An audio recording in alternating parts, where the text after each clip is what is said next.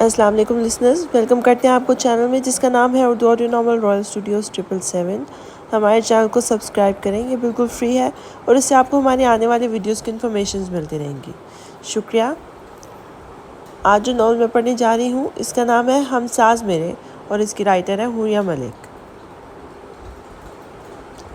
وسیع و عریض رقبے پر پھیلی پوری شان کے ساتھ کھڑی محل نما مرزا بیگم حویلی مارچ کی اس خوبصورت صبح میں بہت ہی آوازوں کے ساتھ گونجتی زندگی کے رعنائیاں ظاہر کر رہی تھی۔ صبح کا وقت اس کے باعث کچن میں افراتفری عروج پر تھی، جبکہ بڑے سے ہال میں اپنے تخت پہ بیٹھی مرزا بیگم، جنہیں ان کے بچے امی بیگم جبکہ ان کے پوتے پوتیاں اور نواسے نواسیاں انہیں دادو بیگم یا نانو بیگم کہتے تھے، اس وقت قرآن پاک کی تلاوت کرتے ہوئے اپنے گھرانے کی خوشحالی کے لیے دعا گو تھی۔ بہو بیگم، آپ کا صاحبزادہ اٹھا، ابھی ہمارا کلیجہ جلانے کو بستر پہ ہی چپٹا ہوا ہے، انہوں نے اپنی مخصوص وقار آواز میں اپنی بڑی بہو رمشا بیگم کو مخاطب کرتے ہوئے کہا تو وہ جلدی سے ان کی طرف لپکی تھی۔ امی بیگم، میں نے بھیجا تھا نسرین کو، آ رہا ہوگا، ایک چور نگاہ انہوں نے گولائی پہ بڑی سیڑھیوں پر ڈالتے ہوئے کہا تھا۔ بہو بیگم، کیوں بیچاری نسرین کے ساتھ اس قدر ظلم کرتی ہو، جب پتہ بھی ہے کہ محترم نے آپ کی بات ماننے کے علاوہ بستر کی جان نہیں چھوڑنی۔ اکلوتے بیٹے کی عادتوں سے نالا وہ بہت آرام سے بہو کو سنا رہی تھی، جو ہمیشہ کی طرح ان کی روز کی بحث سن رہی تھی، کیونکہ وہ جانتی تھی کہ پوتے کو دیکھ کر وہ سب کچھ بھولنے لگ جاتی تھی۔ اماں بیگم، آپ پریشان نہ ہو، میں جگا کر لاتی ہوں اسے، انہیں تسلی دیتے ہوئے روز کی طرح اپنی دنیا جہان کے نرالے بیٹے کے کمرے کی جانب بڑھ گئی تھی، جس نے سب کے لیے بے انتہا اعتراض کے باوجود اوپر والے فلور کا سب سے آخری کمرہ اپنے لیے سیٹ کروایا تھا۔ وہ طویل رات داری سے گزرتی ہوئی بائیں جانب اپنے کمرے کے دروازے کی جانب بڑھی تھی اور بہت احتیاط سے دروازہ کھولا، مگر اندر کا منظر ہمیشہ کی طرح ان کا ہائی بلڈ پریشر کر گیا تھا۔ وہ اندر سے دہل گئی تھی کہ ان کے ویل ڈسپلن خاندان میں اتنا پھوہر اور گند مچانے والا فرد آج تک نہیں پیدا ہوا تھا، مگر ان کا بیٹا نہ جانے کس پر چلا گیا تھا۔ فلور سے بکھرے کوشنز اور سیڈیز کے کورز اٹھاتے ہوئے کلستی ہوئی سوچ رہی تھی۔ عمیر، میں آخری بار آپ کو وارن کر رہی ہوں، اگر آپ اب بھی نہ اٹھے تو آئندہ مجھ سے ہم کلام ہونے کی کوشش مت کیجیے گا۔ اس کے کمرے کی حالت تھوڑی قابل قبول بناتے ہوئے مسلسل اسے جگانے کی کوشش کر رہی تھی، جو شاید نہیں بلکہ یقیناً ڈھیٹوں کا سردار تھا، مگر پھر ان کے صبر کا پیمانہ لبریز ہوا تو وہ سنجیدگی سے تنبیہ کرتی ہوئی بولی۔ حسب توقع وہ انگڑائی لیتے سیدھا ہوا تھا۔ ماما ڈارلنگ، یوں بلیک میل کرتے ہوئے آپ ذرا اچھی نہیں لگتی۔ زوردار جمائی روکتے ہوئے وہ بیڈ کے کراؤن سے ٹیک لگا کر بیٹھا ہوا تھا اور انہوں نے خفگی سے اسے دیکھا تھا۔ آپ کو اندازہ ہے کہ کیا ٹائم ہو چکا ہے؟ انہوں نے اس کا دھیان گھڑی کی طرف کروایا تھا، کیونکہ یہ ان کی حویلی کا قانون تھا کہ ناشتہ سب ایک ساتھ اور ایک وقت پہ ہی کیا کرتے تھے، مگر ہمیشہ کی طرح وہ گدھے کے سر سے سینگ کی طرح اپنے مقررہ وقت پر غائب ہوتا تھا۔ ناٹ فیئر ماں، آپ نے صرف ٹائم پوچھنے کے لیے مجھے 24 گرل فرینڈز والی خوبصورت نیند خراب کی ہے، شرارتی لہجے میں کہتے ہوئے اس نے رمشا بیگم کا دل جلاتے ہوئے واش روم کی طرف دوڑ لگا دی تھی، جبکہ وہ بڑبڑاتی ہوئی بیڈ کی بکھری حالت درست کرنے لگی تھی۔ عمیر، میں نے آپ کے کپڑے نکال دیے ہیں، لہٰذا وارڈروب کا ستیہ ناش مارنے کے بجائے جلدی سے نیچے تشریف لے آئے نا۔ اس کے کپڑے نکال کے وہ بیڈ پہ رکھتی بلند آواز میں اسے بتاتی نیچے کی جانب چل دی تھی۔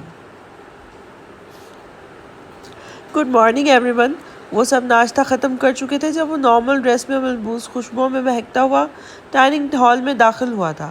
بلند آواز میں بولا تھا۔ سب نے مکان کے انداز میں مرزا بیگم کو دیکھا تھا، جنہیں سلام کرنے کے بجائے یہ انگلش انداز سخت ناپسند تھا۔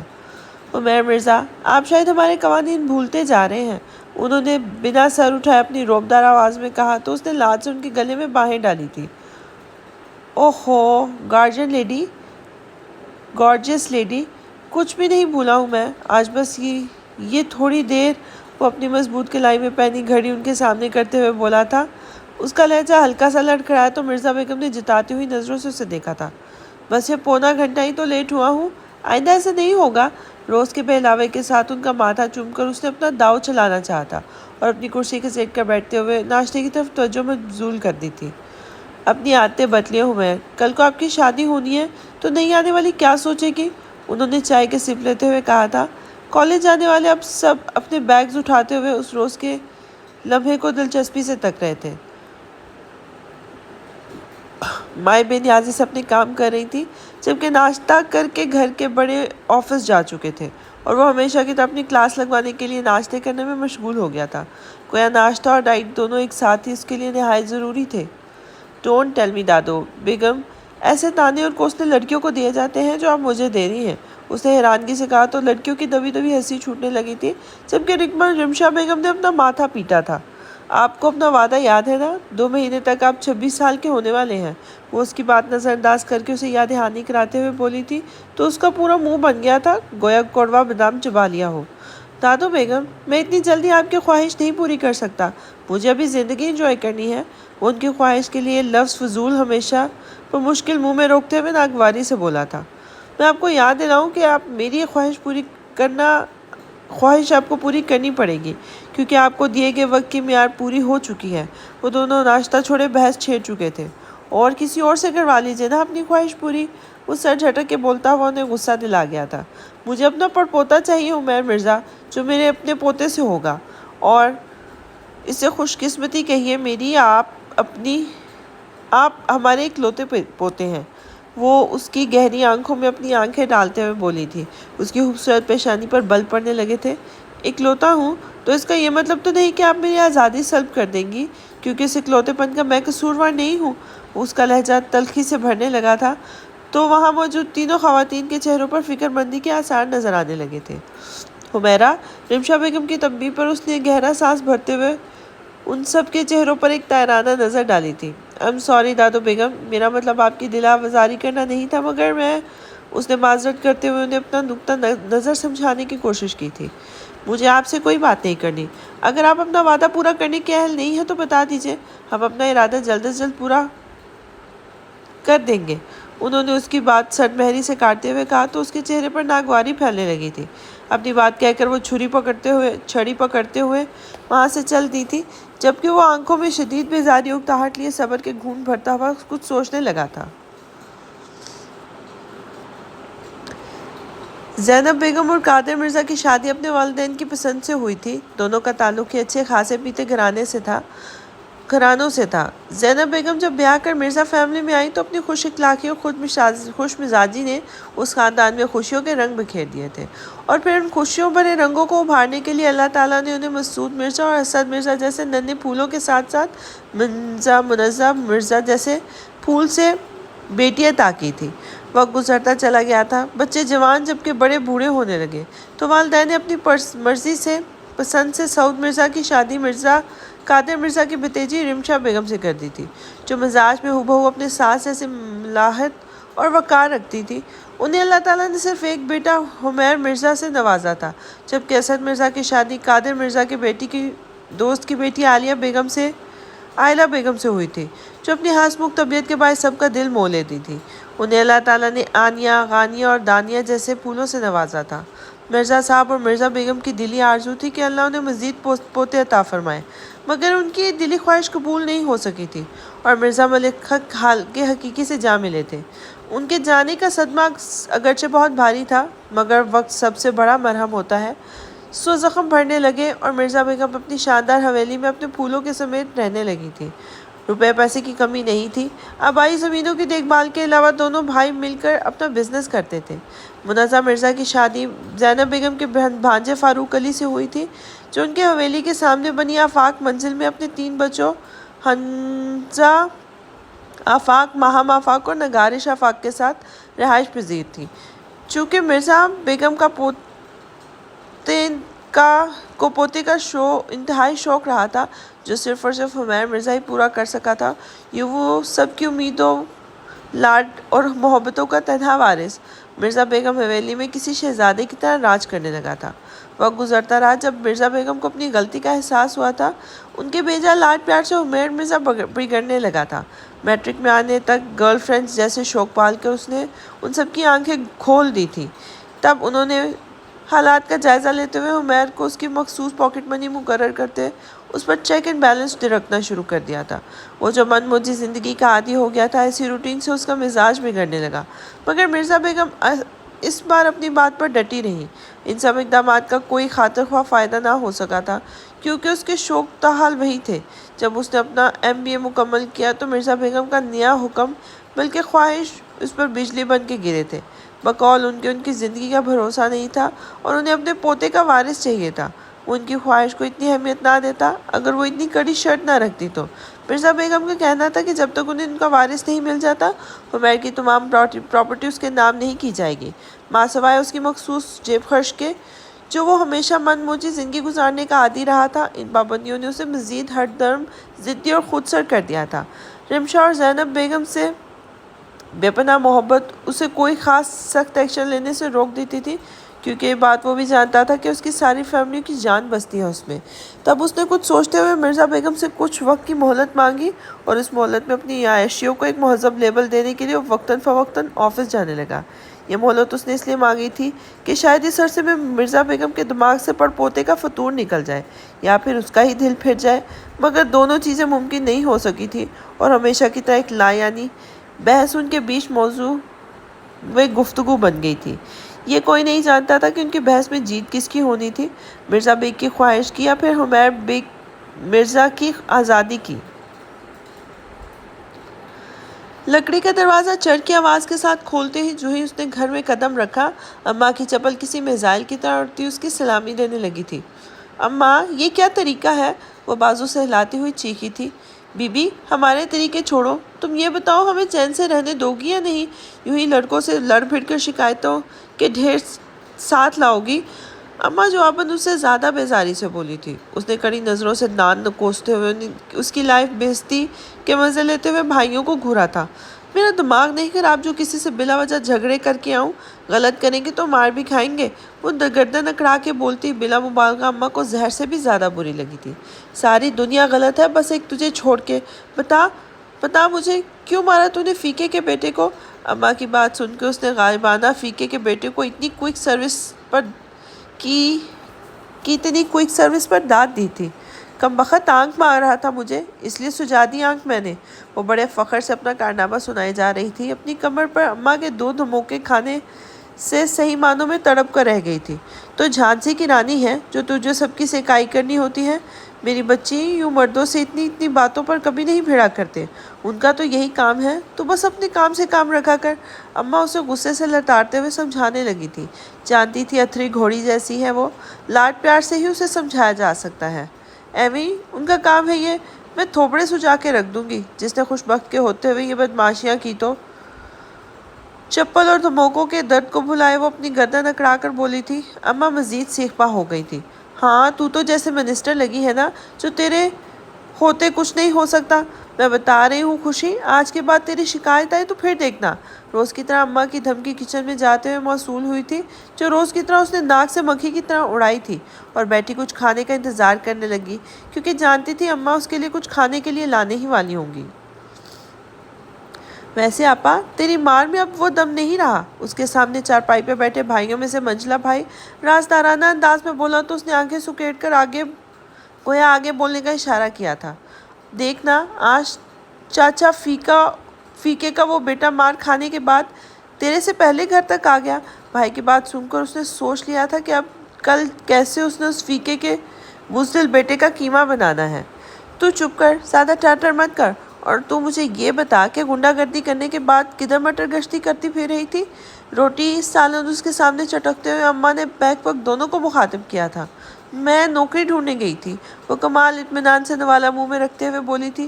یہ نیا خناس کس نے بھر دیا تیرے اس بھوسے سے دماغ میں؟ بی بی گھر بیٹھو، ہمیں نہیں کروانی کوئی نوکری اور نہ بھگتنی ہے تیری پنچایتیں، وہ ہاتھ جوڑنے والے انداز میں بولی تھی، کیونکہ وہ جانتی تھی کہ ان کی بیٹی نوکری نہیں کر سکتی تھی بلکہ الٹا کوئی سر درد لے کر گھر واپس آئے گی۔ نوکری تو میں ضرور کروں گی، میرا دل کر رہا ہے اور ابا نے بھی اجازت دے دی ہے۔ ٹینشن نہ لے اماں، دل نہیں لگا تو چھوڑ دوں گی نوکری، وہ تسلی دیتے ہوئے بولی تھی۔ ہاں، تیرے مامے کے پتر بیٹھے ہیں نا جو تجھے 14 پاس کرنے کے بعد نوکری دے دیں گے اور پھر تیری مرضی پر رکھیں گے، اگر دل ہوا تو کام کرنا ورنہ آرام سے گھر بیٹھنا۔ اماں اس کی بات پر جل کے بولی تھی۔ تو جو مرضی بول لیں اماں، پر میں نے ایک بار تو نوکری ضرور کرنی ہے، اس نے بلا اثر لیے بات دہرائی تھی۔ اگر نوکری والے خواب سے جاگ جاؤ تو تشریف کا ٹوکرا اٹھا کر برتن دھو دینا۔ اماں نے اس سے بحث کو فضول جانا تھا، جانتی تھی کہ دماغ میں جو کیڑا بھر چکا ہے وہ جب تک خود نہ نکلے گا وہ نکلنے نہیں دے گی، اس لیے اسے بولتے ہوئے اٹھی تھی۔ मेरा दिल है कि कहीं बर्तन धोने वाली ही नौकरी कर लूं। वो अम्मा को सुनाने के लिए जलकर बोली थी, लेकिन अम्मा भी उसी की थी। मिजाल है जो असर लिया हो। और अब बुड़बुड़ाती हुई वही अपना पुराना सा बैग और काली चादर पटकती हुई किचन की तरफ चल दी थी। ड्रामे के दी एंड से बदमज़ा होते उसके भाई बाहर भाग गए थे। ये छोटा सा मगर खुशहाल घराना कुत्सिया बेगम और वाजिद साहब का था, जो लाहौर के एक नवाई गांव में निस्बतन कच्चे रास्ते पे बने एक छोटे से घर में रहते थे। घर अच्छे वक्तों का बना हुआ था, जो 2 कमरे, 1 बैठक और स्टोर के साथ एक तिकोन से किचन और बाथरूम पर मुश्तमिल था।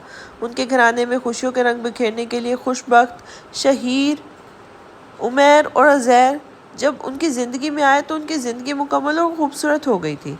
घर में अगरचे खुशहालियाँ पैसे की फरावानी नहीं थी, मगर अपने मखसूस बजट के अंदर वाजिद साहब और कुत्सिया बेगम ने करियाना स्टोर और घर सिलाई करके बच्चों के परवरिश सब्र और शुक्र के पैमाने पर करने की कोशिश की थी, जिनमें बहुत हद तक वो सुरखरू ठहरे थे। मगर अब खुशी के बढ़ते हुए झगड़ों के बायस कुत्सिया बेगम उसकी शादी कर देना चाहती थी। इनमें भी उन्हें नाकामी पेश आई थी। उनकी बेटी को कोई पसंद ही नहीं आता था। कोई उसे देखकर लोफरों की तरह मुस्कुराए या हाथ मिलाने की कोशिश करे। उसके लिए ऐसे आए हुए बहुत से रिश्तों की वापसी मार कुटाई के साथ की जाती थी। और अब उसकी नई पुख्त ने उन्हें मज़ीद परेशान कर दिया था, जबकि वो सब परेशानियों से बेनियाज अपनी रोकरी तलाशने के मंसूबे बनाती सोने की तैयारी कर रही थी। क्या बात है, ये चौकट्टा क्यों सजाया हुआ है? पुरतैश ऑफिस में दाखिल होते हुए उसने माथे पर पैर डालते हुए पाँव मोड़ कर बैठे हुमैर मिर्ज़ा से पूछा था। कुछ नहीं, वो मुंह बनाते चुप कर गया था और अभी आंखें इधर उधर घुमाते हुए ऑफिस का जायज़ा लेने लगा था। बंदा मरता ही इसरार करता, मुरवतन ही इसरार पूछ लेता है। वो दांत पीसते हुए बोला तो वो कहका लगा के हंस दिया था। तो तुम्हें क्या पड़ी थी ऐसे नखरे दिखाने की? सीधी न बको, क्या मसला है? वो भी बिना लिहाज किए बोला तो वो सब्र के घूंट भरता चुप कर गया था। वाकई उसे बताए बगैर चारा नहीं था। तो जानता है ना, दादो बेगम की उस फजूल सी ख्वाहिश को पूरा करने में 2 महीने का अरसा रह गया है और आज भी उन सब के साथ मेरी बहुत बहस हुई है। वो सिगरेट सुलगाता सख्त खपीदा नज़र आ रहा था। यार, मुझे तुम्हारी ज़िद की समझ नहीं आ रही। तुम्हें क्या मसला है?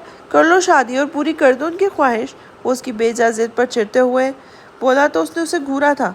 मुझे कोई शौक़ नहीं है यूँ अपनी बीवी बच्चों का झंझट पालने का और अपनी आज़ादी का खात्मा करने का। वो झुंझलाते हुए बोला था। अभी तो तू हज़ारों गर्लफ्रेंड्स के झंझट में रहता है। वो उसके साइलेंट मोड पर रखे मोबाइल की ब्लिंक करती हुई स्क्रीन को उचक कर देखते हुए तंजिया बोला था। गर्लफ्रेंड और बीवी में फ़र्क होता है। और यार, इन दोनों को छोड़ो, मैं कैसे दादू को वारिस दूँ बिना बीवी के झंझट के? वो एक हाथ बालों में फेरता हुआ उलझे हुए लहजे में बोला था। मेरे पास ऐसा कोई जादू नहीं है जिसके ज़रिए मैं मोहतरम उमैर के इस मसले का हल निकाल सकूं, जिसमें उन्हें बच्चा भी चाहिए, वो भी बिना बीवी के। जैसे कोई तुझे हंसी खुशी अपना बच्चा तेरी रोनी सूरत देकर दे देती, चलती बनेगी। वो जलते हुए बोला तो उसकी आंखें चमकने लगी थी। एग्जैक्टली, मुझे ऐसा ही बच्चा चाहिए जिसमें मेरा उस लड़की के बाद कोई वास्ता ना रहे, क्योंकि दादो बेगम को गर्ज सिर्फ वारिस से है। वो पुरजोश लहजे में बोलता हुआ उसे चौंका गया था। क्या मतलब? बच्चा अपडेट करना चाहता है क्या? अडॉप्ट करना चाहता है क्या? वो नासमझी से उसका खूबरू चेहरा देखते हुए बोला था। हाँ, ये करना आसान होता तो 5 साल पहले ये सब करना लेता। मुझे अपना खून चाहिए। मगर वो भी बोल ही रहा था जो सामने बैठा हारून ने अफसोस से उसकी बात काटी थी। तो क्या तू 1 नाइट स्टैंड जैसा कभी अमल करेगा? वो मुतासिफ सा बोला था, क्योंकि गर्लफ्रेंड के होते हुए भी ये लाइन उसने कभी क्रॉस नहीं की थी। तो आज उसकी बात उसे सही मानों में अफसोस हुआ था। बकवास बनकर, ऐसा मैंने कब कहा? वो सुर्खोते चेहरे के साथ गिराया था तो उसने सुकून का सांस लेते हुए इस्तफामी अंदाज में देखा था। Contract marriage. मुझे ऐसी लड़की चाहिए जो मुझसे कॉन्ट्रैक्ट करे और मुझे बच्चा देने के बाद यूँ मेरी ज़िंदगी से निकल जाए जैसे कभी वास्ता ही ना पड़ा हो। उसने उसे समझाने वाले अंदाज में कहा था। लड़की कहाँ से चाहिए? किसी गर्लफ्रेंड से बात कर लो। वो आंखें सुकेड़ते हुए बोला था। तुझे लगता है मेरी सर्कल में ऐसी लड़की हो सकती है जो एक बच्चे के लिए अपना फिगर ख़राब करे, वो اور پھر سب سے بری بات کہ وہ میرے راستے میں نہ آئے، بڑی بات کہ وہ میرے راستے میں نہ آئے، کیونکہ کوئی مڈل کلاس لڑکی چاہے وہ پیسے کے عوض میری خواہش پوری کر کے زندگی بھر کے لیے مجھ سے راستے جدا کر لے، یوں دادو بیگم کی خواہش بھی پوری ہو جائے گی اور میری آزادی بھی برقرار رہے گی۔ وہ کس ڈھٹائی سے غربت اور نسوانیت کا مذاق اڑا رہا تھا، اور دادو بیگم، اس نے ایک نقطے کی طرف توجہ دلائی تھی۔ انہیں وارث سے غرض ہونی چاہیے۔ وہ جیسے اپنے اس منصوبے سے بہت پرسکون تھا، اس لیے وہ بنا ٹینشن کے اس کے مقابل بیٹھا ہوا آگے کا لائحہ عمل بنانے لگا تھا۔ سفید شلوار اور براؤن رنگ کی قمیص پر کالی چادر اوڑھے وہ حسب معمول ناشتے کے ساتھ اماں کے کوسنے سنتی ہوئی گھر سے باہر نکلی تھی۔ لاپرواہی اس کے چہرے سے حویدہ تھی۔ ایک ہاتھ میں فائل اور دوسرے بازو پر لمبے سٹریپ والا پرانا سا بیگ لٹکائے وہ مگن سی چلتی ہوئی جا رہی تھی۔ جب خیالوں میں گم وہ پکے راستے پہ قدم رکھتے سامنے سے آتی گاڑی کو نہ دیکھ سکی اور اسے ٹکرانے کے باعث دور جا گری تھی۔ او گاڈ! آفس پہنچنے کی جلدی میں وہ رش ڈرائیونگ کرتا ہوا جا رہا تھا جب بیچ سڑک میں ایک لڑکی کے آ جانے سے وہ کوشش کے باوجود بھی بریک نہیں لگا سکا تھا، اور وہ اس لڑکی کو اس لڑکی کو ذرا سا ہٹ کرتے ہوئے گرنے پر مجبور کر گئی تھی۔ وہ تیزی سے باہر نکلا تھا اور اس کی طرف لپکا تھا۔ I'm really sorry میم، آپ کو زیادہ تو نہیں لگی؟ وہ جو دکھتے پیر اور سر میں اٹھتی ٹیسوں کو دباتی پاؤں سیدھا کر رہی تھی، قریب سے آتی معذرتی آواز پر پلٹ کر پاڑ کھانے والے انداز میں گویا ہوئی تھی۔ نہیں، بالکل نہیں لگی، شوقیہ بیٹھی ہوں بیچ سڑک میں چندہ مانگنے کے لیے۔ اس کی بات پر وہ شرمندہ ہوتا 2 قدم پیچھے ہٹا تھا۔ دیکھیے، میں بہت شرمندہ ہوں، جلد بازی کے باعث آپ کو دیکھ نہیں سکا، آیا آپ کو ہاسپٹل لے چلتا ہوں؟ وہ اس کے چہرے کے تاثرات میں گھلے درد کو محسوس کرتے ہوئے بولا تھا۔ کیوں ہاسپٹل؟ کس خوشی میں جانا ہے؟ اس کا ازلی لہجہ جو مردوں کے لیے وہ مخصوص رکھتی تھی، اس میں اسے مخاطب ہوئی تو وہ چکرا کر رہ گیا تھا۔ ہاسپٹل کب سے خوشی میں جانے لگے تھے لوگ؟ دیکھیے، آپ کو چوٹ، اس نے پشیمانی سے کچھ کہنا چاہا کیونکہ وہ جلد از جلد یہ معاملہ ختم کرنا چاہتا تھا۔ اسے آفس جانے کی جلدی تھی اور ساتھ ساتھ لوگوں کے آنے کا بھی خدشہ تھا۔ ٹانگیں سلامت ہے میری، میں خود جا سکتی ہوں ہاسپٹل۔ ازلی ہر درمی کے ساتھ وہ درد کر دباتی ہوئی جوہی اٹھنے لگی۔ شدید تکلیف سے اسے دوبارہ بیٹھنے پر مجبور کر دیا تھا۔ دیکھیں، ضد مت کریں، جانتا ہوں آپ مجھ پر اعتماد نہیں کرنا چاہتی، مگر یقین کیجیے آپ کو بحفاظت ہاسپٹل تک پہنچاؤں گا کیونکہ آپ کو میری وجہ سے تکلیف میں ہوئی ہے۔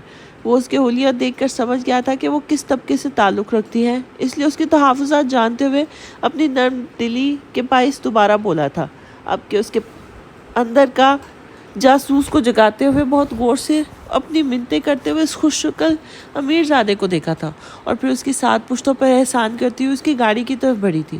ویسے بھی سر کی چوٹ کی وجہ سے اسے غنودگی محسوس ہو رہی تھی۔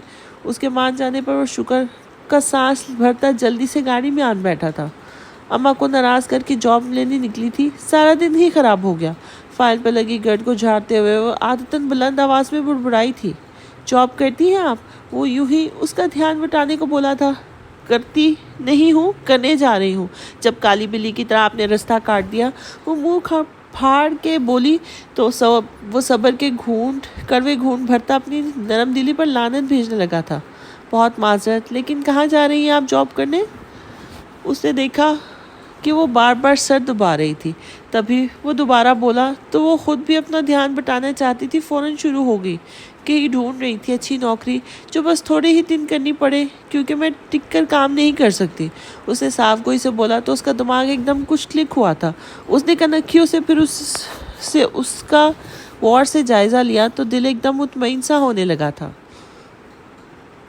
اگر آپ برا نہ مانیں تو غلط مطلب نہ لیں، آپ کو ایک ایسی جگہ کا بتا سکتا ہوں جہاں آپ اپنی مرضی سے کچھ عرصے جاب کر کے شوق پورا کرنے کے ساتھ ساتھ اپنی ضروریات بھی پوری کر سکتی ہیں۔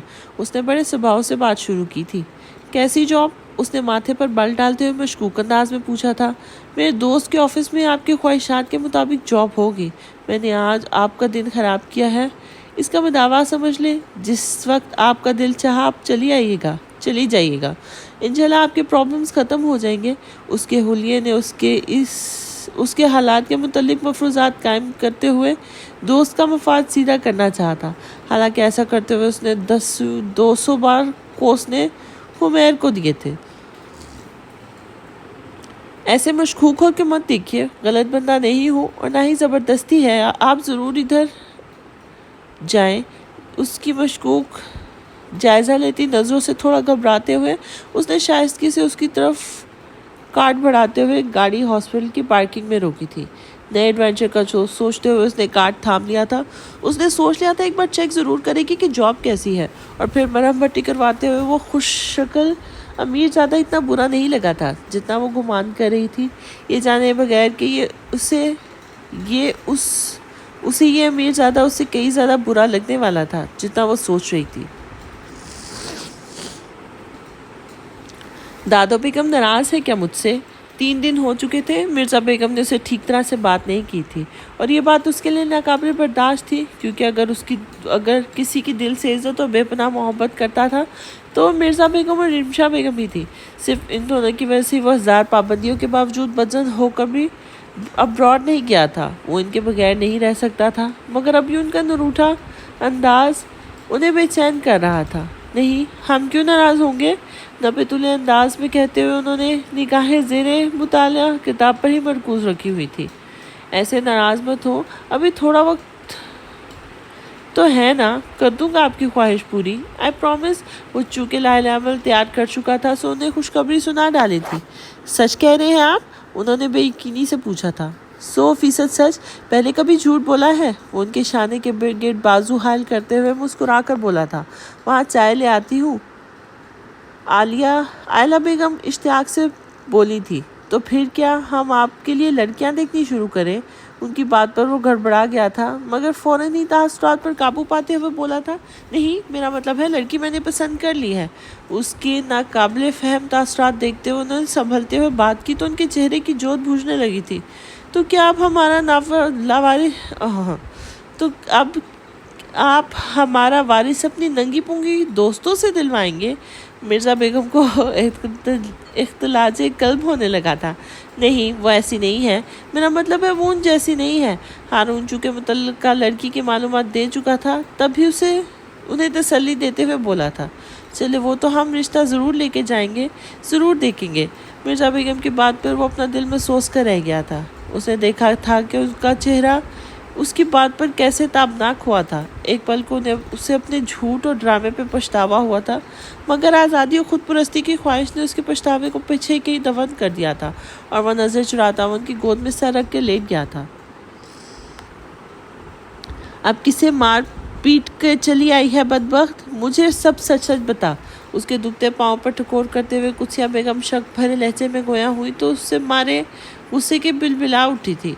कितनी दफ़ा कहा है कि गिरी हूँ, मगर नहीं अम्मा, मगर ना मेरी अम्मा को ये लगता है कि मारपीट करके आई होंगी। है किसी के लाल में इतनी हिम्मत जो मुझे मारे?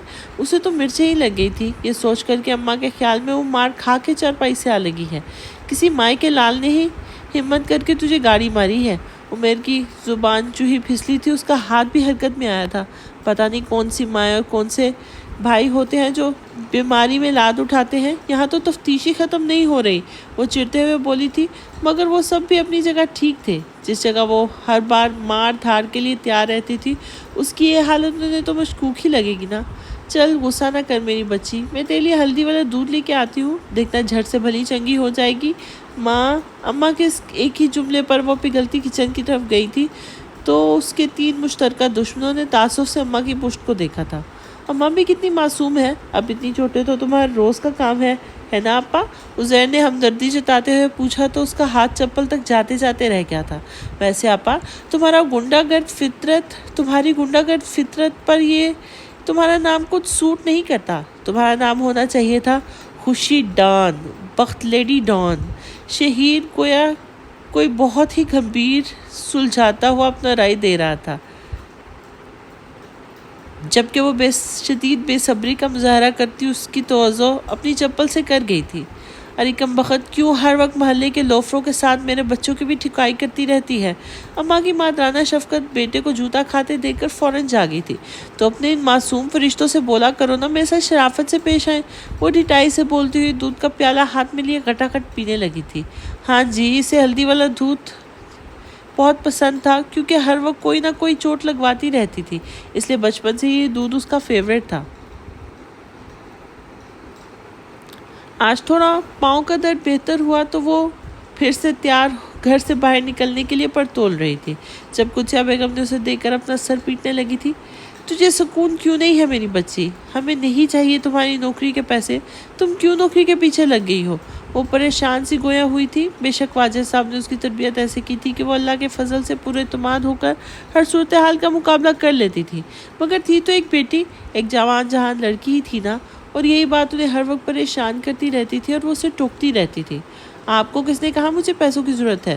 میں اس کے لیے نوکری کرنا چاہتی ہوں، میں اس لیے نوکری کرنا چاہتی ہوں، میرا دل کر رہا ہے نوکری کرنے کا، بس اس لیے۔ وہ اطمینان سے بولتی ہوئی اپنے سٹون نما چھوٹے سے کمرے میں پڑی ٹپائی پر رکھا بیگ اٹھانے لگی تھی جو وہ پچھلے 2 سالوں سے استعمال کر رہی تھی۔ تو پھر کہیں اسکول میں کر لینا نوکری اور شوق کر لے پورا، وہ مصلحتاً بولی تھی۔ مجھے نہیں پسند ٹیچنگ ویچنگ، میں تو بس آفس والی نوکری کے 2-4 دن مزے لینا چاہتی ہوں۔ اس کی من موجی طبیعت اس وقت اپنے عروج پر تھی، جبکہ ماں بیٹی کے درمیان ہونے کے ناطے ان کے دل کو وسوسے جکڑے ہوئے تھے۔ چل اماں آپ خوش ہو کہ مجھے الوداع کرو، اگر آج میرا ایکسیڈنٹ ہوا تو سارا الزام اس بار تم پہ لگاؤں گی۔ اس نے آپ ہمیشہ بکواس کر کے گھر سے آپ اور تم میں ہمیشہ کی طرح وہ ماں کو الجھاتی ہوئی بولی تو انہوں نے دہلتے ہوئے اسے 2 ہنٹر مارے تھے۔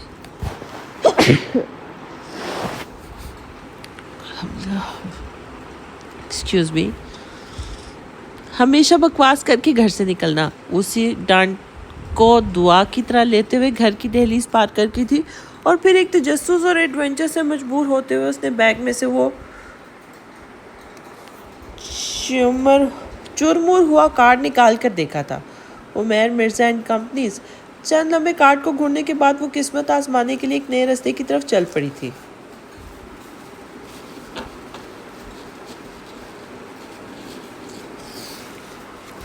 کب آئے گی تمہاری وہ بتائی گئی لڑکی؟ 3 دن سے مسلسل انتظار سے بیزار 2 بار وہ ہارون پر پھٹ پڑا تھا۔ صبر بھی کسی چیز کا نام ہے، میں نے بتایا تھا اس کا پاؤں زخمی ہو گیا تھا، وہ بھی جواباً چڑھتے ہوئے بولا تھا۔ ایک کام کہا تھا میں نے اور تم نے ڈھنگ سے نہیں کیا، بندہ نام ہی پوچھ لیتا ہے۔ اب وہ عادتاً اپنے گنہرے بالوں میں انگلیاں چلاتے ہوئے اسے گھورتے ہوئے بولا تو جوابی گھوری پر سے اس پہ زیادہ اثر نہیں ہوا تھا۔ ہاں نام پتہ پوچھنا جیسے تمہارا یا اپنا رشتہ لے کے جانا ہے نا میں نے۔ وہ جواباً لب کھولنے ہی والا تھا جب اس کی سیکرٹری ہانکتی ہوئی دستک دیتے اندر داخل ہوئی تھی۔ سر باہر کوئی محترمہ آپ کا کارڈ لیے آپ سے ملنے کی مسلسل ضد کر رہی ہے، وہ پریشانی سے بولی تو اس کی دونوں باتیں کھل اٹھی تھی۔ مس صدف جلدی سے انہیں اندر بھیجے، وہ پھر پھرتی سے بولتا اپنے کوٹ کے بٹن بند کر کے اپنی چیئر پہ جا بیٹھا تھا، لیکن صدف حیران سے بالکل بغیر سوال کے باہر نکل گئی تھی اور کچھ ہی لمحے بعد ایک نوجوان لڑکی آفس میں داخل ہوئی تھی۔ پنک کلر کی سمپل سی لان کی شرٹ اور آف وائٹ ٹراؤزر کے ساتھ کالی چادر اوڑھے وہ پہلی ہی نظر میں عمیر مرزا کو مایوس کر گئی تھی۔ وہ مڈل کلاس لڑکی چاہتا تھا، مگر ایسی لڑکی بھی نہیں جو کاجل تک استعمال نہیں کرتی ہو، مگر خیر اس سے کیا۔ عمیر نے گہری سانس بھر کے اسے اپنے سامنے والی کرسی پہ بیٹھنے کا اشارہ کیا تھا۔ خوشبخت نے ایک نظر کچھ فاصلے پہ رکھے صوفے پہ بیٹھے ہارون پر ڈالی تھی، پھر سامنے پڑی کرسی پہ بیٹھتے ہوئے اس کی طرف اپنی فائل کھسکائی تھی۔ آلرائٹ مس خوشبخت، جاب کیوں کرنا چاہتی ہیں آپ؟ ایک نظر اس کی سادگی میں لپٹے چہرے کو دیکھتے ہوئے اس نے پوچھا، جو بہت بے نیازی سے سر ادھر ادھر کر کے اپنی گہری نظروں سے جائزہ لے رہی تھی۔ دل کر رہا تھا میرا جاب کرنے والوں کی لائف دیکھنے کا۔ صاف کو انداز میں دیا گیا جواب اس کی توقعات کے برعکس تھا۔ ہاں آپ کی فیملی میں کون کون ہوتا ہے؟ اس کے بارے میں تھوڑی بہت معلومات لینا چاہتا تھا، اس لیے پوچھ بیٹھا تھا۔ ویسے بتانا تو نہیں چاہیے، لیکن آپ ان پروفیشنل سوال کا جواب۔ مگر اماں ابا اور 3 بھائی ہوتے ہیں، وہ ناک چڑھاتے ہوئے صاف کوئی سے بولی تو اس نے بھی فارمل اور مہذب انداز کو سائڈ پہ رکھا اور کام کی بات پر آ گیا تھا۔ ہارون نے آپ کو بتا دیا ہوگا کانٹریکٹ کے بارے میں، مگر میں پھر بتا دیتا ہوں، اپنا بچہ دینے کے بعد آپ کبھی میرے راستے میں نہیں آئیں گی۔ وہ ہارون کے اشاروں اور سامنے بیٹھی لڑکی کے بگڑتے تیوروں کو نظر انداز کیے خود کو پہلے بچانے کا انتظام کرتے ہوئے بولا تھا۔ کیسا کانٹریکٹ اور کون سا بچہ؟ وہ سست چہرے کے ساتھ اونچی آواز میں بولتی ہوئی کھڑی ہوئی تھی۔ اس نے ٹھٹک کر ہارون کی طرف دیکھا تھا۔ تم نے بتایا نہیں انہیں ڈیل کے متعلق؟ اس نے لرزتے ہوئے اس سے استفسار کیا تو اس کے چہرے پر لکھے جواب پر وہ کراہ کر اس کی طرف متوجہ ہوا تو غضبناک نظروں سے ان دونوں کو گھور رہی تھی۔ میری بات تحمل سے سننا، میں چاہتا ہوں کہ تم مجھ سے کانٹریکٹ کر کے مجھے اپنا بچہ دو اور اس کام کے لیے میں تمہیں منہ مانگا معاوضہ دیا جائے گا، مگر میری خواہش۔ بات جب کہ کھل ہی چکی تھی تو اس نے بات شروع کر دی تھی۔ بکواس بند کرو اپنی۔ کیسا بچہ؟ کون سا بچہ؟ تم میرے بچے پر نظر رکھے ہوئے ہو؟ گھٹیا انسان۔ ایک پل لگا تھا اسے اپنے اس روپ میں آتے ہوئے، اور وہ ٹیبل سے پیپر ویٹ اٹھا کر اس کی جانب پھینکتی گر آئی تھی۔ ایک دم اپنا چہرہ سائڈ پہ کرتا ہوا وہ بمشکل خود کو بچا پایا تھا، اور وہ کسی بھوکی شیرنی کی مانند گر آئی تھی۔ دیکھیں مس، اس نے خود پہ قابو پاتے ہوئے کچھ کہنا چاہا تھا۔ وہ اسے ہر صورت میں منانا چاہتا تھا کیونکہ وہ گھر میں رضامندی دے چکا تھا۔ تمہیں تو میں ایک ہی نظر بھی نہ دیکھوں، ذلیل انسان۔ بچوں کا اتنا شوق چڑھا ہے تو کرو شادی اور پیدا کرو بچے، مگر خبردار میں بچوں پر نظر ڈالی تو۔ وہ گلا پھاڑ کر جو منہ میں آیا بول پڑی تھی۔ اس کا چہرہ تہذیب کے مارے سرخ پڑنے لگا تھا۔ اور تم کمینے انسان یہ کام کرتے ہو؟ لڑکیوں کو بہلا پھسلا کر یہاں لا کے ان کے بچے لیتے ہو اور لالچ پیسوں کا دے رہے ہو؟ تمہاری تو میں… وہ ٹیبل پر پڑی تمام چیزوں کو ہتھیار سمجھتی دھڑا دھڑ ہونک کھڑے ہارون پر پھینکنے لگی تھی۔ وہ اپنا بچاؤ بھی نہیں کر پا رہا تھا۔ اتنا تماشا کس خوشی میں کریٹ کر رہی ہو؟ نہیں دینا اپنا بچہ تو مہربانی کر کے شکل گم کرو اپنی۔ اس کا ایکشن دیکھ کر وہ تمام تر مروت بلائے طاقت رکھتے ہوئے بولا تھا۔ تم میرے بچے… وہ درستی سے بولنے لگی جب وہ لجتا ہوا پوچھ بیٹھا تھا۔ میرڈ ہو کیا تم؟ وہ جس طرح استحقاق سے میرا بچہ کے گردان لگا رہی تھی، وہ کنفیوز سا پوچھنے پہ مجبور ہو گیا تھا۔ نہیں ہوتا بھی تو تمہیں ایک نظر دیکھنے نہیں دیتی۔ تم دیکھنا میں کرتی کیا ہوں تمہارے ساتھ؟ میں یہی دیکھنے آئی تھی کہ تمہارا کیا کام ہے جو تم مجھے اس طرح آفر کر رہے ہو۔ اب مجھے سمجھ آیا ہے، تم یہاں لوگوں کے بچے مانگتے ہو۔ آفس کی حالت سمیت ان دونوں کی حالت جتنا ہو سکتا تھا بگاڑنے کے بعد وہ بولتی ہوئی انہیں ہونک کر گئی تھی۔ دیکھیں آپ، خاموش کھڑا ہارون نے لب کشائی کی جرات کی تھی جب وہ بلی کی طرح اس پر جھپٹی تھی۔ تم تو اپنا منہ بند ہی رکھو۔ وہ اس کے چہرے پر اپنے ناخنوں سے وار کرتی ہوئی بلبلانے پر مجبور کر گئی تھی۔ Stop it and don't cross your limits. وہ اسے آپے سے باہر دیکھ کر دھاڑا تھا مگر پرواہ کسے تھی۔ چلاؤ مت میرے سامنے، ایک تو چوری اوپر سے سینہ زوری۔ تمہاری یہ کمپنی تو میں بند کروا کے رہوں گی، اور دیکھنا جب میرا بچہ ہوا نا اسے انسپیکٹر بنا کر سب سے پہلے تمہیں اندر کراؤں گی۔ اپنے اعلیٰ عزائم سے اسے آگاہ کرتے ہوئے کرسی کو ٹھوکر مارتے ہوئے باہر نکلنے لگی تھی۔ تم ایک بار پھر سوچ لو، بس ایک بچہ۔ اس نے جاتے جاتے اسے روکنا چاہا تھا کیونکہ مجبوری اسی کی تھی۔ ہاں ایک بچہ تو کیا، میں تمہیں اپنے بچے کے بال بھی نہ دوں گی۔ تم بس دیکھتے جاؤ میں کرتے کیا ہوں تمہارے ساتھ بچہ چور۔ تمہیں تو کوئی دیکھنا بھی گوارا نہ کرے، بچہ دینا تو دور کی بات ہے۔ بدلے ہاتھے سے کہتے ہوئے وہ بہت ہی نزاکتوں اور باریکیوں سے بے خبر بس اس بات پر غور کر رہی تھی کہ وہ لوگ بچہ مانگ رہے تھے۔ اس کا ذہن اس مقام تک نہیں گیا تھا جہاں وہ سوچتی کہ وہ اس کی غربت کا سودا کرتے ہوئے اس کی نسوانیت کا مذاق اڑا رہے تھے۔ بعض اوقات بے خبری بھی نعمت ہوا کرتی ہے۔ او مائی گاڈ! کچھ دیر بعد اس کے جانے کی یقین دہانی کرتے ہوئے ہارون تشکر بھرا سانس لیتا ہوا صوفے پہ ڈھیر ہو گیا تھا، جبکہ وہ غیظ و غضب سے بھرا بیٹھا تھا۔ مجھے اندازہ نہیں تھا یہ محترمہ اتنی مرد مار قسم کی ہوگی۔ آفس کی ابتر حالت اور اس کی آکورڈ خاموشی کو توڑنے کے لیے اس نے پھر سے کوشش کی تھی۔ اس کی ہمت کیسے ہوئی میرے بارے میں ایسی بکواس کرنے کی؟ اسے ہمیشہ عورت ذات کو اپنے پیچھے پاگل ہوتے دیکھا تھا، مگر اس چٹان بھر کی لڑکی نے منٹوں میں اس کی مٹی پلیت کر دی تھی۔ بنا اس کی حیثیت پوزیشن کی اہمیت دیے وہ اس کے آفس اور اس کے حلیے کو منٹوں میں بدحال کر گئی تھی۔ چھوڑ یار اسے، تم کسی اور سے… ہارون جانتا تھا وہ کس قدر اناپ پرست ہے، اس لیے اسے آرام کرنے کی خاطر بولا تھا۔ سوال ہی پیدا نہیں ہونا۔ میری شکل دیکھنا اسے پسند نہیں، مگر یہی شکل اب اسے کچھ عرصے صبح شام دیکھنی پڑے گی۔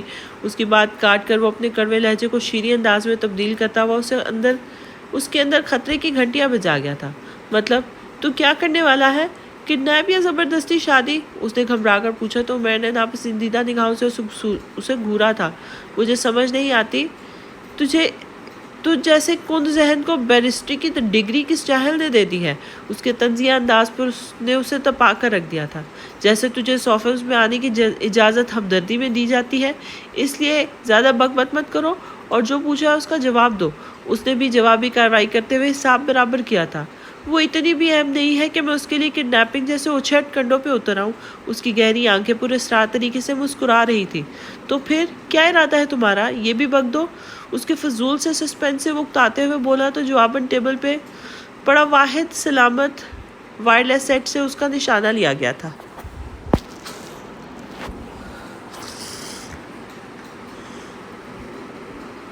کچھ زیادہ نہیں، بس چھوٹی سی 3 الفاظ کی قانونی کارروائی ہوگی۔ وہ بھی میری شکل دیکھنے پہ مجبور ہو جائے گی۔ اس کی آنکھیں جو کچھ دیر تک غصے سے دہک رہی تھی اب مسکرا رہی تھی۔ مطلب تم شادی؟ اس کی بات پہ اچھلتا ہوا شاکڈ ہو کے بولا تھا۔ بس سوچا دادو کو خوشی کر دوں۔ اس نے چڑھانے والے انداز میں اس کو حیرت زدہ چہرے کو دیکھا تھا۔ ہیری، میری بات غور سے سنو۔ اگر تو اس محترمہ سے شادی کر دے تو تمہیں مجھے چھوڑنا ہوگا۔ اس کے چہرے کو چھوتا ہوا حتمی انداز میں بولا تھا اور اس نے شانے بے نیازی سے کندھے اچکائے تھے۔ چل تیری مرضی۔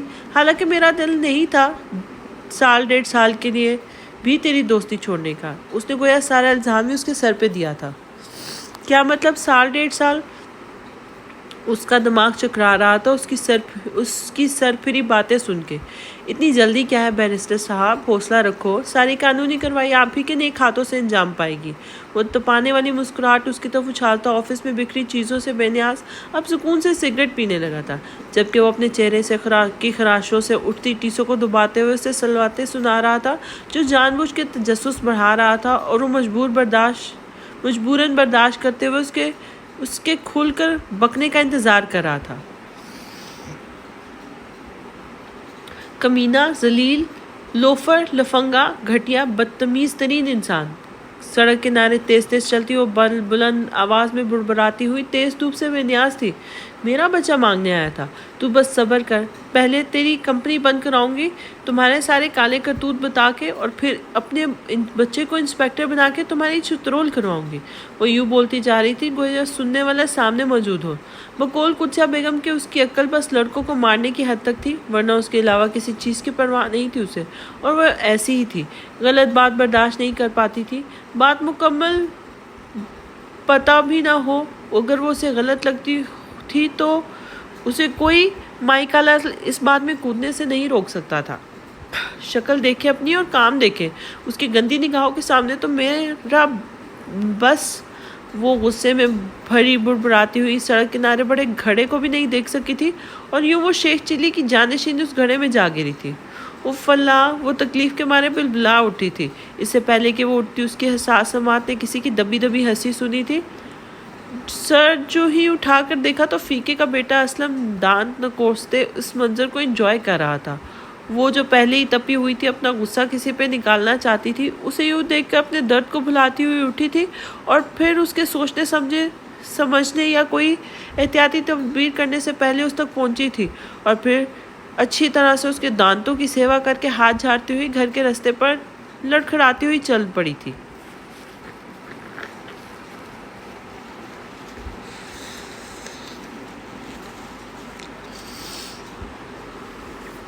آپا، مجھے لگتا ہے تجھ پر نہ اس پچھواڑی کی بیری کا کالا سایہ ہو گیا ہے۔ اسے پھر سے زخموں سے چوٹ دیکھ کے اس کے بھائی تیمارداری کے نام پہ اسے اپنی چھوڑنے لگے تھے۔ جتنی بڑی یہ بلا ہے، اس پہ سایہ کرنے والی چیزیں حملہ کرنے سے پہلے 100 بار سوچیں گی۔ دودھ کا پیالہ اسے تھماتے ہوئے اماں جل کے بولی تھی۔ ماجد صاحب نے اس سب نے انہیں اشارے سے چپ کروایا تھا۔ کیا ہوا میرے بچے کو؟ آج کیسے گر گئی؟ اور تم گئی کدھر تھی؟ وہ اسے پیار سے اس سے بولے تو اس نے دودھ کا پیالہ منہ سے ہٹاتے ہوئے انہیں دیکھا تھا۔ نوکری کرنے کا دل چاہ رہا تھا، لیکن پھر دل مر گیا تو واپس آتے ہوئے میں گر گئی، وہ آدھا ادھورا سچ بتاتے ہوئے بولی تھی۔ اسے کسی قسم کا ڈر نہیں تھا، مگر وہ ماں کو یہ بات بتا کر ان کے غصے کو ہوا نہیں دینا چاہتی تھی، کیونکہ ایسا تو اس کی غنڈہ گردی بھی سامنے آ جاتی، اور وہ جو دن دہاڑے اسلم پر دکھا کے آئی تھی، اور اب کی بار سختی سے نہ شکایت لانے کی تنبیہ کی تھی۔ نوکری کا خناس نکال دے دماغ سے بی بی، جب بھی نوکری کے لیے نکلتی ہو ہڈیاں توڑوا کر آ جاتی ہو۔ اماں نے پھر سے گولا پھینکا تو اس نے بیزاری سے ابا کی طرف دیکھا تھا۔ آپ نے اماں سے شادی اپنی مرضی سے کی تھی کیا؟ لہجے میں بے پناہ سنجیدگی تھی۔ نہیں، تیری دادی نے کرائی تھی۔ اس کی بات کا مطلب سمجھتے ہوئے ابا دھیرے سے مسکراتے ہوئے بولے تو اس نے جیسے سمجھتے ہوئے سر ہلایا تھا۔ دادی نے کافی زیادتی کر دی ہے آپ کے ساتھ، وہ تعصب سے بولی تو اماں نے بے اختیار اسے تھپڑ مارا تھا۔ شرم تو نہیں آتی مرحوم دادی کو اور میرے بارے میں ایسی باتیں کرتے ہوئے؟ وہ آنکھیں دکھاتے ہوئے بولی تھی۔ تو آپ کو خیال نہیں آتا؟ اکلوٹی بیٹی سے سوتیلوں جیسا سلوک کرتے ہوئے اس نے بھی جواباً شکوہ کیا تھا۔ آپا اکثر مجھے بھی لگتا ہے کہ تو ہماری ستیلی بہن ہے مطلب۔ عزیر نے اس کی بات کو ٹکڑا لگاتے ہوئے اپنا خیال ظاہر کرنے لگا تھا۔ پھر وہ پھرتی سے اپنی چپل اٹھاتی اسے بھاگنے پر مجبور کر گئی تھی۔ قدسیہ بیگم اور واجد صاحب اپنے گھر کی ننھی منھی خوشیوں کو دیکھتے ہوئے ان خوشیوں کے برقرار رہنے کی دعائیں مانگنے لگے تھے۔ مجھے آپ سب سے ایک بات کرنی ہے۔ ڈنر کرتے ہوئے اس نے ایک نظر سب کو اپنی پلیٹوں پہ جھکے سروں پر ڈالتے ہوئے بات کا آغاز کیا تھا۔ کیا بات کرنی ہے آپ کو؟ صبرائی کرسی پہ بیٹھے مرزا بیگم نے پروکار انداز میں پوچھا تو سبھی نے اسے استفہامیہ انداز میں دیکھا تھا۔ میں نے آپ سے بات کی تھی نا، میں چاہتا ہوں کہ کل آپ میرا رشتہ لے کر جائیں، اس کے لیے یہ سب کرنا بہت عجیب تھا۔ اسے سمجھ نہیں آ رہی تھی کہ بات کیسے شروع کرے۔ کون ہے وہ اور کیا کرتے ہیں اس کے والد؟ مرزا بیگم نے سب کے ذہن میں کل بلاتے سوالوں کو زبان دی تھی۔ خوشبخت نام ہے، چونکہ آپ کو میرے سرکل کی لڑکیاں کم ہی پسند آتی ہیں، اس لیے مجھے لگا شاید آپ کو یہ پسند آ جائے۔ اسے تمہید باندھی تھی کیونکہ جیسا بیک گراؤنڈ خوشبخت کا تھا، آبجیکشنز کے چانسز زیادہ ہو جاتے ہیں۔ آپ جانتے ہیں انہیں؟ مرزا بیگم نے سنجیدگی سے کہا تھا۔ نہیں، اتنا زیادہ نہیں جانتا، بس ایک دفعہ ہاسپٹل میں دیکھا تھا۔ اس کے فادر شاید کوئی کریانہ اسٹور چلاتے ہیں، 3 چھوٹے بھائی بھی ہیں، پڑھتے ہیں۔ اس نے حاصل ہوئی معلومات ٹھہر ٹھہر کے ان کے خوش کو گزار کی تھی تو سب کے منہ حیرت سے کھلے رہ گئے تھے۔ کیا واقعی وہ کسی مڈل کلاس لڑکی سے شادی کی بات کر رہا ہے؟ آپ اس لڑکی کو ہمارے لیے چن رہے ہیں یا آپ کی کوئی اور انٹینشن بھی ہے؟ مرزا بیگم سارے پہلوؤں پر غور کرتے ہوئے بولی تھی۔ آپ ہی ہمیشہ کہتی ہے عورت وہی چنو جس کو دیکھ کر لگے یہ گھر گھرستی سنبھال سکتی ہے، اس لیے اسے دیکھ کر مجھے یہی لگا تو میں نے آپ سے ذکر کر دیا۔ باقی آپ کی مرضی۔ اگر اس وقت آسکر نامزد کرنے والے یہاں موجود ہوتے تو ایسے ڈائلاگز بولنے پر اور فرمانبرداری دکھانے پر ہمارے مرزا کو بلا سوچے سمجھے آسکر سے نواز دیتے۔ ہمیں خوشی ہوئی کہ آپ نے اچھی بات کو ذہن میں رکھا۔ ہم کل جا کر بچی کو دیکھنے کے لیے ہم کل جائیں گے۔ اگر بچی اچھی ہوئی تو باقی باتیں میٹر نہیں کرتی، کیونکہ اس نے ادھر آ کر رہنا ہے نا، پھر سب نے ادھر جا کر رہنا ہے۔ ویسے بھی میرے خیال میں ہم نے اپنے بچوں کی تربیت اس پہلو پر نہیں کی کہ انہیں کسی کی غربت پر اعتراض ہو۔ مرزا بیگم تدبر اور روبدار آواز میں بولی تو سب نے تائیدی انداز میں سر ہلا تھا۔ بے شک اما بیگم، آپ ٹھیک کہہ رہی ہیں، آپ بچی کو دیکھ لیں، اگر وہ آپ کو پسند ہوئی تو آپ بسم اللہ کیجیے گا۔ سعود صاحب نے ہتھیلی پر سرسوں جماتے ہوئے اماں کی بات کی تائید کی تھی۔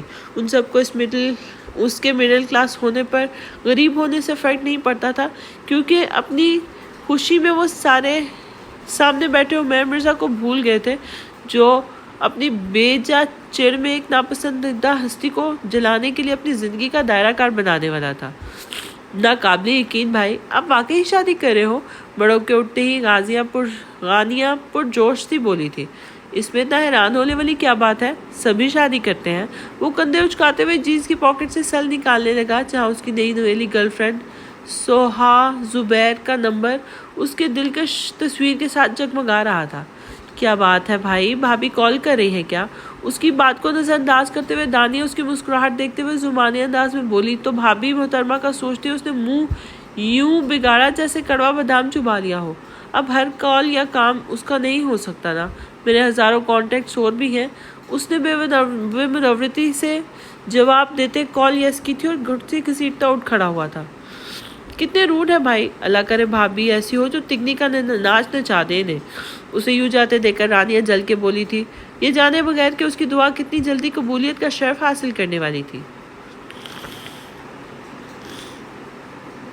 باہر بھی دیکھ لو کمبختو، دروازہ کب سے بج رہا ہے؟ آج 2-3 دن بعد اس کی حالت بہتر ہوئی تو وہ ڈلتی دوپہر میں بھائیوں کے ساتھ لیے کمروں کے سامنے بنے چھوٹے سے ذہن میں کرکٹ کھیلنے لگی تھی، بلکہ کرکٹ کھیل کم رہی تھی، ان کی دوڑیں زیادہ لگوا رہی تھی۔ وہ چاروں اپنے کھیلنے اور مزے میں اتنے مگن تھے کہ دروازے کی دستک اور امی کی دہائیاں تک نہیں سن سکے تھے، اور جب ان کی طرف سے کوئی رد عمل نہیں آیا تو کچن سے اماں جلتی بھنتی باہر نکلی تھی، مگر پھر وہ بھی جواب دیے بغیر لگے رہے تو مجبوراً قدسیہ بیگم بڑبڑاتی ہوئی دروازہ کھولنے چل دی تھی۔ السلام علیکم۔ دروازہ کھلتے ہی سامنے کھڑی پروکار سی خاتون جو ساتھ کھڑی مومر سی خاتون کا ہاتھ پکڑے ہوئی تھی شائستگی سے بولی تھی، تو وہ جو ان کی لمبی سی گاڑی اور ان کے ساتھ کھڑے ملازم کے ہاتھ میں پکڑے لوازمات ہونک ہو کے دیکھ رہی تھی، ان کی آواز پر بڑبڑاتے ہوئے ہوش میں آئی تھی۔ وعلیکم السلام، اندر تشریف لے آئیے۔ وہ گرچہ ان تک جانتی نہیں تھی مگر پہلے ہی انتظار سے پریشان حال کھڑے افراد کو دروازے کے باہر کھڑے کر کے تفتیش کرنا انہیں مناسب نہیں لگا تھا، اور وہ انہیں اندر آنے کا راستہ دیکھنے لگی تھی۔ یہ واجد صاحب کا ہی گھر ہے نا؟ عائلہ بیگم نے قدم بڑھاتے ہوئے پوچھا تھا۔ جی انہی کا گھر ہے، آپ آئیے، انہیں جواب دیتی وہ بیٹھک کی طرف چل دی تھی، جبکہ ان تینوں خواتین سمیت ان کے ساتھ آئے حنظلہ کا بھی دھیان سیاہ پٹیالہ شلوار کے ساتھ رنگ برنگی پھولوں سے سجی گول گھیرے والی قمیض پہنے، سیاہ دوپٹے کو گلے سے گزار کر بائیں پہلو کی طرف گرا لگا کر بالوں کی چوٹی بنائے کرکٹ کھیلتی لڑکی کی جانب ہوئی تھی، جو اچانک گھر میں موجود مہمان دیکھ کر بلے کے ساتھ ساتھ خود بھی ساکت ہو گئی تھی۔ یہ آپ کی بیٹی ہے؟ مرزا بیگم نے پہلی بار لب کشائی کی تو قدسیہ بیگم نے ٹھٹک کر ان کی نگاہوں کے تعاقب میں دوپٹے کی گرہ کھولتی خوشی کو دیکھا تھا، اور پھر اس بات میں سر ہلانے لگی تھی۔ جی یہ میری بیٹی ہے، خوش بخت، وہ پیار سے بولتے اسے دیکھنے لگی تھی جو بلا رکھتے ہوئے ان کے نزدیک آ رہی تھی۔ السلام علیکم، وہ ان کے قریب آتے ہوئے بولی تو وہ سب خوش اخلاقی سے اسے ملی تھی۔ جیتی رہیے، آباد رہیے، مرزا بیگم مخصوص انداز میں ان کے سر پہ ہاتھ پھیرتے ہوئے دعائیں دینے لگی، اور پھر قدسیہ بیگم مہمانوں کے ساتھ بیٹھک کی طرف چل دی تھی، جبکہ وہ اماں کے اشارے پر کچن کی طرف چل دی تھی۔ آپ شاید ہمیں پہچان نہیں پا رہی، نشست سنبھالتے ہوئے رمشا بیگم نے بات کی شروع کی تو قدسیہ بیگم ہلکا سا مسکرا دی تھی۔ اصل میں ملے ہم پہلی دفعہ ہیں، ہم لوگ مرزا بیگم حویلی سے آئے ہیں۔ چونکہ حویلی گاؤں کا یہ حصہ سب سے الگ تھلگ تھا جہاں ابھی ترقی کے اثرات کم ہی دکھائی دیتے تھے، اس حصے پر بنی پکی سڑک سے ملحقہ وہ بڑی سی حویلی سب کی نگاہوں کا باعث یوں بنتی کہ اس حویلی کو کسی نے دیکھا بے شک نہ ہو، مگر نام سے سب واقف ضرور تھے، اس لیے انہوں نے بھی تعارف حویلی کے نام سے ہی کروا دیا تھا۔ اچھا، آپ کا اپنا گھر ہے؟ 100 مرتبہ آئے آپ، دل میں اٹھے سوالوں پر بند باندھتی وہ مروتاً خوش اخلاقی سے بول رہی تھی، حالانکہ دل میں پتنگے لگے ہوئے تھے، آخر وہ ان کے گھر خیریت سے ہی آئی تھی ہے نا؟ ارے بیٹا، اس تکلف کی کیا ضرورت تھی؟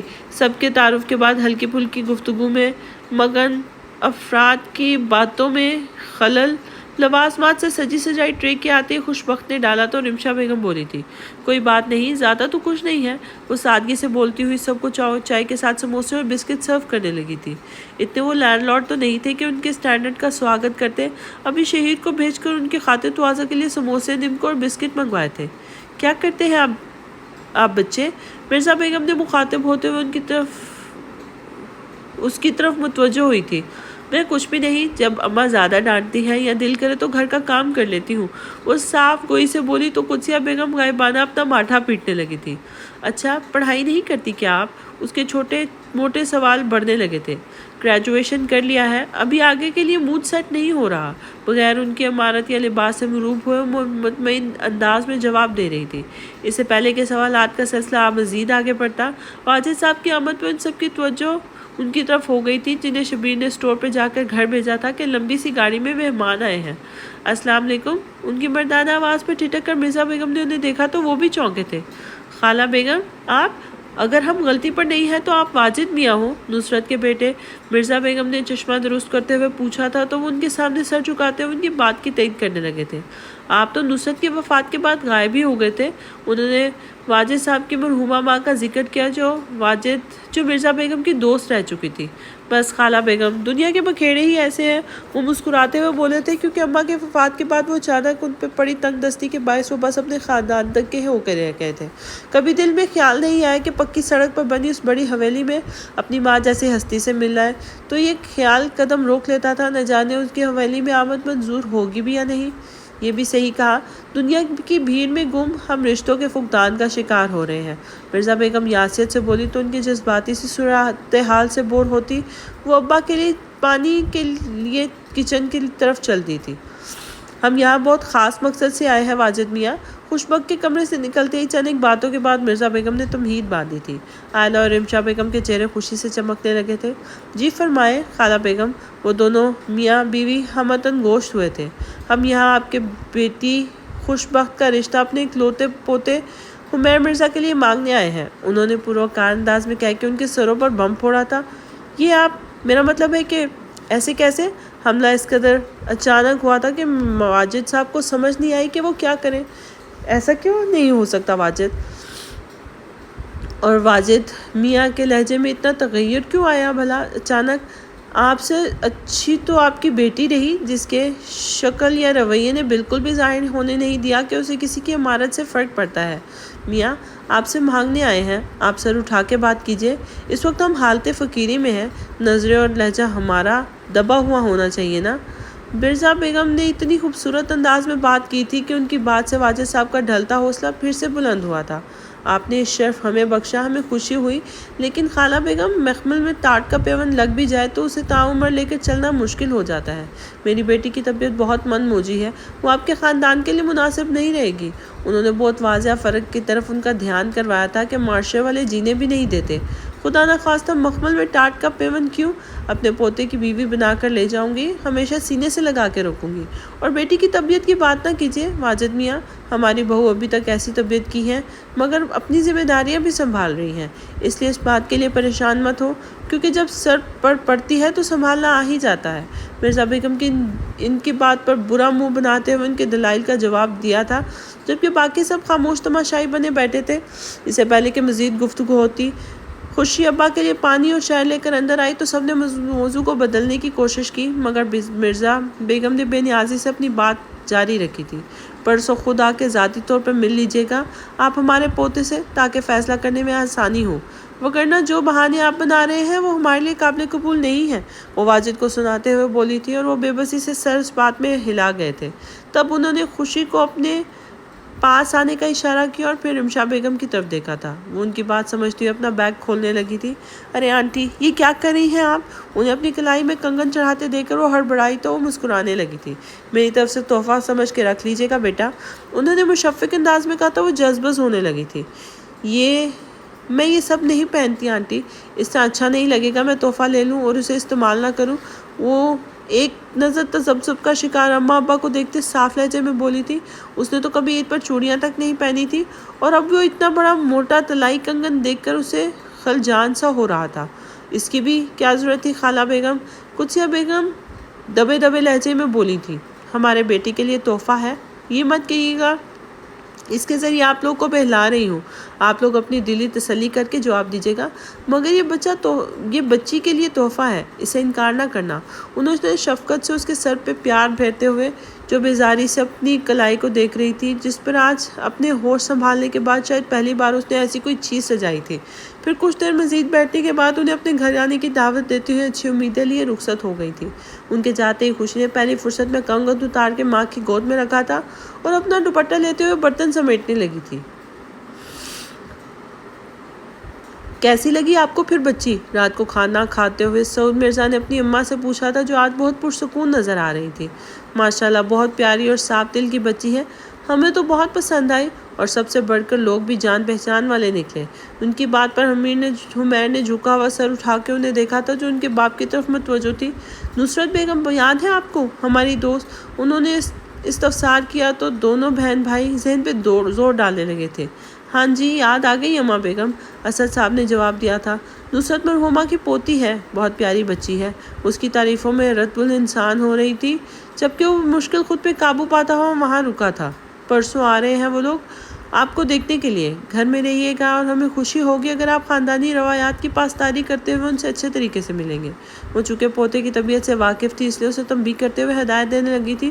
اس دفعہ ممبرداری سے سر ہلایا تھا اور جلدی سے کھانا ختم کرنے لگا تھا، کیونکہ اب اسے رات کے لمبی کالز کرنی تھی. اس لیے وہ اپنی نام نہاد شادی کے لیے کی گئی پلاننگ کو سرے سے نظر انداز کرتا ہوا کھانا کھا کر اٹھ کھڑا ہوا تھا، جبکہ باقی سب پرجوش سے اسے اپنی باتوں میں مشغول تھے. خدا کے لیے اماں بس کر دے میری شادی کے خواب دیکھنا. میں نے نہیں کرنی شادی وادی، اور نہ بلانا ہے کسی کو گھر پہ. ایویں بعد میں کہتی ہو میں نے بےزتی کروا دی. رات کو قدسیہ بیگم نے جوہی اس کی شادی کے موضوع پر بات شروع کی تو وہ بیزاری سے بولنا شروع ہو گئی تھی. ایک دھموکا کھانے کے بعد چپ ہوئی تھی. پوری بات تو سن لیا کرو کبھی میری. میں بتا رہی ہوں کہ دن کو جو مہمان آئے تھے وہ تیرا رشتہ لے کر ہی آئے تھے. انہوں نے اب کے جلدی سے بات پوری کی، بشرط اس کی کہ وہ مزید کچھ نہ بولے. ان کی بات سن کر وہ اچھل پڑی تھی. اچھا میں بھی کہوں مجھے کس خوشی میں اتنا مہنگا کنگن پہنایا جا رہا ہے۔ قدسیہ بیگم کی اطلاع پر وہ تنقیدی نظروں سے اپنے سنگل بیڈ پر جو اس قدر نازک تھا کہ جب وہ دھڑام سے بیڈ پر گرتی تو بیڈ ہچکولے کھانے لگتا تھا کہ قریب تھی ٹپائی پر رکھے کنگن کو گھورنے لگی تھی۔ ہاں اسی لیے وہ کنگن دے کر گئی تجھے، انہیں اپنے پوتے کے لیے تمہارا رشتہ چاہیے، اور پھر جیسا تو چاہتی ہے لڑکا ویسا ہی ہے۔ لڑکا خود بالکل نہیں آیا رشتہ دیکھنے، نہ اس کے گھر والوں نے گھور گھر کر تم سے سوال پوچھے، اس لیے اب کی بات سوچ کے جواب دینا۔ اماں نے اس کے اعتراضات کو پہلے ہی رفع کرنا چاہا تھا۔ اماں مجھے شادی نہیں کرنی، اور ادھر تو بالکل بھی نہیں، جس طرح ہم کر کے وہ لوگ بولتے ہیں، پورا دن تو ایک آدھی بات بولنے میں ہی نکل جاتا ہے۔ وہ برا سا منہ بناتے ہوئے بولی تھی۔ ہاں شادی نہیں کرنی، مونگ ڈھلنی ہے ہمارے سینوں پر پڑے رہ کر، اور ان کی خاندانی روایات ہیں، وہ ایسے ہی بولتے ہیں تو بھی عادی ہو جائے گی۔ وہ اس کی نقل اتارتے ہوئے اس بات کو سنجیدگی نہ لیتے ہوئے بولی تھی۔ مونگ ڈلنی نہیں آتی مجھے، کوئی اور کام کروا لینا۔ اگر وہاں ان کے بات کو ویلیو نہ دی گئی تو یہی بے نیازی ادھر بھی تھی۔ وہ ضرور کہ ایک تھپڑ کی مستحق ہوتی اگر وہ ان دونوں کی جنگی کارروائی میں واجد صاحب مخل نہ ہوتے تو۔ بیٹا کوئی زبردستی نہیں ہے، پہلے جو رشتہ کرنے آئے ان کو رد کرنے کا جواز موجود تھا تو میں نے تمہارا ساتھ دیا کرتا تھا۔ اب کی بار آئے رشتے کو رد کرنے کا ایک ہی جواز ہے جو ادھر سے ٹھکرا دیا گیا ہے، مگر میں پھر بھی تم سے پوچھنا چاہتا ہوں کہ تمہاری کیا مرضی ہے۔ واجد صاحب نے بڑے سلیقے سے اسے بات کی تھی کیونکہ وہ ان سے زیادہ قریب تھی۔ ابا مجھے شادی نہیں کرنی ہے، وہ منہ بسوڑتے ہوئے کہہ رہی تھی، کیونکہ اسے اس ٹاپک سے کوفت ہوتی تھی، اور ابا کے سامنے تو خواہ مخواہ شرم آنے لگتی تھی۔ اس کے علاوہ کوئی اور ٹھوس وجہ بتاؤ بخت بچے۔ واجد صاحب نے مسکراتے ہوئے اسے پوچھا تو وہ ایک نظر ماں باپ کے ان چہروں سے چھلکتے سکون کو دیکھتی ہوئی گہری سانس بھر کر سر جھکا گئی تھی۔ اگر آپ کا دل مطمئن ہے تو مجھے کوئی اعتراض نہیں ہے، کیونکہ جو کچھ آپ سوچیں گے وہی میرے حق میں بہتر ہوگا۔ اس نے بنا ہچکچاہٹ کے جواب دیا تو واجد صاحب کا سینہ فخر سے چوڑا ہونے لگا تھا۔ وہ پیار سے اس کے سر تھپتھپاتے ہوئے وہاں سے اسے دعائیں دیتے نکل گئے تھے۔ شادی سے انکاری ہونے کے باوجود وہ اس اٹل حقیقت کو مانتی تھی کہ اس کی شادی ضرور ہوگی، کیونکہ یہی معاشرے کا دستور ہے، مگر لڑکے کے لیے اس کی ترجیحات عجیب سی تھی۔ اسے رشتے کے لیے آئے لڑکے زہر لگتے تھے، اور لڑکے کے گھر والوں کے رویے کا وہ بہت خیال رکھتی تھی۔ جب کوئی بات اس کی عزت نفس یا اس کے گھر والوں کی عزت کو کراس کرتی نظر آتی تھی، وہ انہیں 9-2-11 کروا دیتی تھی۔ شاید اسی وجہ سے قدسیہ بیگم کی ہزار کوشش کے باوجود اس کی شادی ابھی تک نہیں ہو سکی تھی، لیکن اب کی بار اس کی تمام اعتراضات کی وجوہات سرے سے ہی غائب تھی، تو اس نے بھی سب کچھ ماں باپ پہ ڈال دیا تھا۔ اچھا بھلا اس بچہ چور کو پکڑوانے کا ارادہ بنا رہی تھی، لیکن یہ اماں شادی کا کھڑاک لے کے آ گئی، اب تو گھر سے بھی نکلنا بھی مشکل کر دیں گے۔ سونے کے لیے لیٹتے ہوئے کوف سے بڑبڑائی تھی، کیونکہ اس کے اندر جنون سوار ہو چکا تھا اس بچہ چور کی کمپنی بند کروانے کا۔ چلو کوئی بات نہیں، کافی باعث اور لوگ لگتے ہیں مجھے یہ لوگ اگر رشتہ ہو گیا تو اپنے شوہر سے چھت رول کراؤں گے، اور اگر نہ ہوا تو پھر بھی میں اسے خود ہی دیکھ لوں گی۔ اس کے خطرناک عزائم میں عروج پر تھے۔ وہ اس بچہ چور کو جھٹکنے کا سوچ رہی تھی، جبکہ زندگی کا سب سے بڑا جھٹکا اسے کچھ دنوں میں لگنے ہی والا تھا۔